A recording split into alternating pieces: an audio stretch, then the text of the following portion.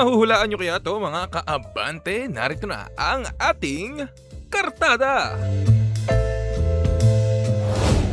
Hulaan na sa ating kartada. Sino raw itong politiko ang ibinalandra ang kanyang muka sa mga bumabiyahing bus sa Luzon? Ayon sa nakalap ni Mang Teban, kasing laki daw umano ng bus ang mukha ng politiko, kaya marami ang naghihinala na tatakbo ito sa 2028 elections. Eto na nga, Wedge.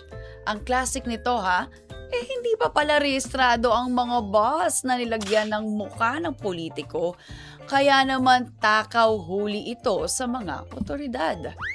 Uy, kilalang rich ang politiko, kaya naman barya lang sa kanya ang magpalagay ng ads sa mga pampasaherong bus. Wow! Wow, sana all.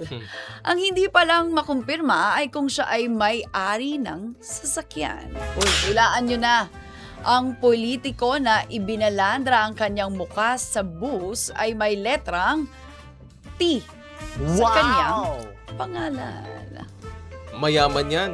Uy, parang kilalang kilala nyo to. Mayaman yan. Nagpapalugaw yan eh. Uy,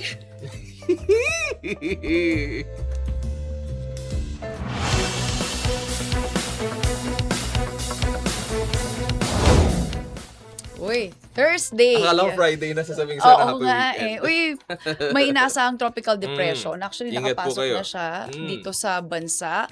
Patuloy po tayong manalangin sa Mindanao, mga kababayan po natin sa Mindanao, dahil sunod-sunod po ang napinsala sa kanila simula pa nung lindol na magnitude 7.8 at ngayon yung sunod-sunod na bagyo. Yung report ni Edith Isidro kanina, grabe yung pagbaha doon sa lugar kung saan siya nagre-report. Ingat po tayong lahat at lagi ho kayong sumubaybay sa mga balita ho at wag ho kayong maging matigas ang ulo pagka binili na po ng local government unit na lumikas na ho. Mag-evacuate na po. Dahil sila naman po talaga yung may mga impormasyon, they are mga interagencies, may mga information po dyan.